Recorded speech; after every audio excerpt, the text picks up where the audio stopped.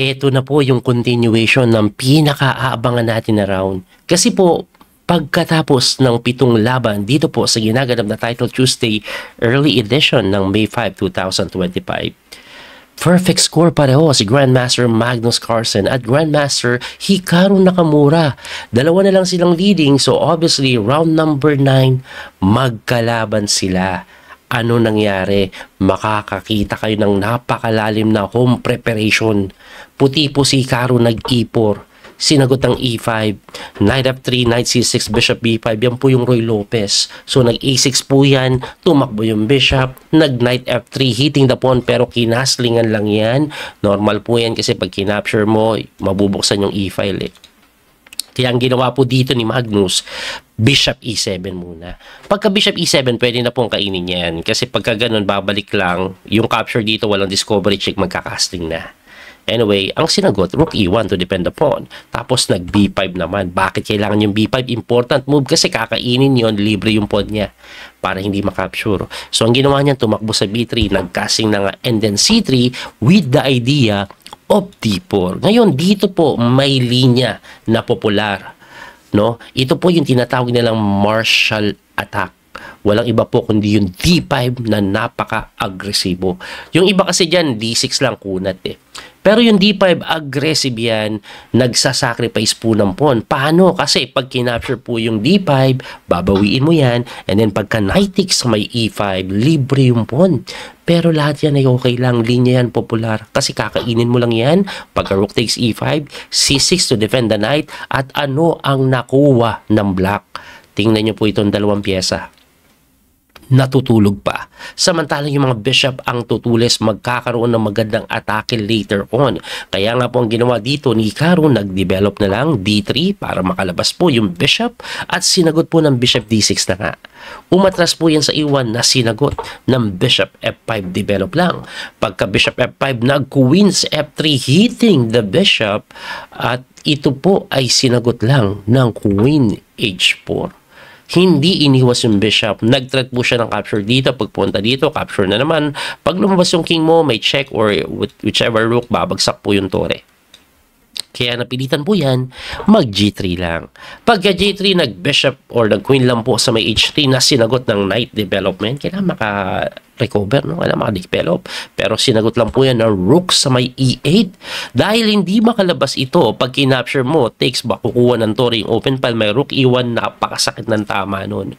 Kaya ang sinagot po dyan, knight E4, hitting the bishop, pero hindi ginalaw ang bishop. Ang ginalaw niya po ay yung isang bishop. Bishop pa rin pala. Bishop G4 hitting the queen na napilitan tumakbo sa G2. Pagtakbo sa G2, kinapture lang po yan. Takes and then eto matindo. Sinagot lang po yan ng F5. Napakagandang tira ng F5. Bakit? Libre yung bishop pero makakain yung kanyang tore doon. Pero alam nyo ba, lahat pala to ay linya. Kung titingnan nyo silang pareho, ang bilis tumira. Ang time control 3 minutes ha. Pero si Hikaru 2 minutes and 52 very complicated yung laban. At etong matindi. Alam nyo kung anong tira dito? Ito po bishop lang sa may F4. A very interesting, shocking move. Interesting na, shocking pa, no? Bakit? Abay, pinapalit lang po ito. No? Eh, anong meron? Kakainin yung bishop, pa. Tapos pagka-takes, di ba libre na yung kabayo? Yes. Libre yung kabayo. Pero it's all part of the plan. Kailangan lang kasi talaga na mag-connect yung dalawang tore. Oh, ang tanong coach kaso one piece down ka pagka takes ha. Yes, one piece down as of the moment. Pero pagka pawn takes naman, look carefully mga kabiyahe, nakapin po yung kabayo, hindi makagalaw. At kung titingnan mo to, no, unang tingin ha, wow, tagilid ata si Magnus. Kasi pagka takes dito, lalamang panampo, no? Lakas ng bishop. Aba, nagkamali na naman ako doon. Kasi, unang-una, bakit ang bilis tumira? Malamang linya to. Ang tanong, bakit papasukin to ni Magnus kung losing siya? Aba, meron palang hidden brilliant sacrifice dito na kung saan mabibigla kayo. Ito po, oh. Bishop F3 lang ang pinawalan. Check lang po yung king. At pag ikaw ay gumalaw, kain ito. Eh, syempre, coach, libre yan, kakainin yan. Meron kasing rook takes F4. Siyempre, tatakbo yung king. And then, rook takes e4. Ang ending, equal lang ng pyesa. Grabe, no? Ang bilis sila parehong tumira. So, kinapture po yan, takes, and then nag-A4. Pagka A4, rook lang po doon sa may E2, hitting the B2 pawn. Kinapture lang yung pawn sa may B5. Binawi. Tinakes ang kabayo. Binawi. And then, B4. Pagka B4, inatake yung C3, pero after rook A5, wala na, equal na. Libre yung pawn, pero pagkatulak ng pawn na yan, nagtabla na po yung dalawa. Bakit? Kasi kahit anong gawin mo, hindi mo to madidepensahan. So, ang ending niya, wala, itulak mo to, capture na ganun. Tulak mo, pupunta sa likod. Punta ka din sa likod, tulak. O kahit mag-activate yan ng king, tulak. Pag takes, ang ending ganyan eh. Grabe na ang lalim ng preparasyon na yun. No? Bilis tumira ng dalawa. Talagang pinasok nila yung linyang malalim, ang gulo, pero alam na alam nila pareho. Nakakabilib yun. Ngayon, may dalawang laro pang natitira. Anong nangyari? Sa round number 10, pakita po natin kung ano nangyari. Natalo po si Hikaru Nakamura kay Christopher Yo. Yung subikat dahil nanuntok. At si Magnus naman nanalo kay Frederick Isbane. Ayan, si Isbane, alam ko, tinalo niya po si Ali Reza. Ngayon, last round, anong nangyari? Tabla si Magnus kay Christopher Yo, tapos natalo na naman si Hikaru. At yun na nga po ang kabuuan. So, ang ending, ito po ang final standing. Champion si Magnus with 10 points na sinundan ni Bharat Subramaniam Subramaniam ng India at third place si Alexander Shaimanov. Si Christopher Yo, Port, Arjun Higashi, Pip at Letwan Mio. Ayan po yung mga kabuuan. Si Karo pang 11 lang, minalas. No? Andiyan din pala si Ana Shikiri. Alright. At si Niman Kasal, alam ko pang 18 with 8 points lang. Medyo masagwa ang laro ni Hans Mok Niemann. Congratulations kay Magnus, champion. Pero eto matindi guys. That is early edition. Tuloy-tuloy tayo. Punta tayo sa late edition. Mabilis na recap yung gagawin natin. Naglaro pa rin po si Magnus Carlsen sa late edition.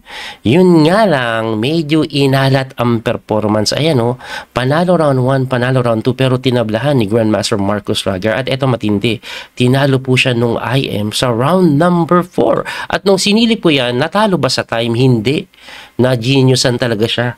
Talagang hindi siya na-disconnect yan, natalo lang. At dahil po sa pagkatalo niya na yan, anyway, nakabawi po siya round number 5. At sa round number 6 po, kalaban niya po yung IM na si Nicolas Petriashvili. No? Alam niyo kung anong ginawa? Eto, tingnan niyo. Tinira ni Magnus ng Knight H3 sa bad trip niya.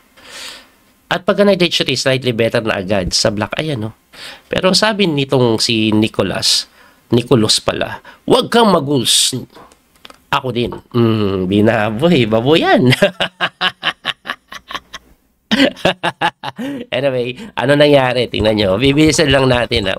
Nag-sacrifice naman si Magnus. Oh. Ay ng pyesa, pero kinain lang. At ang ending, grabe ka, pangit ng laro ni Magnus dito. Tingnan nyo mangyayari ha. Tingnan nyo yung ending, ang pangit ng pagkatali. Drawish lang ata. Ayan o.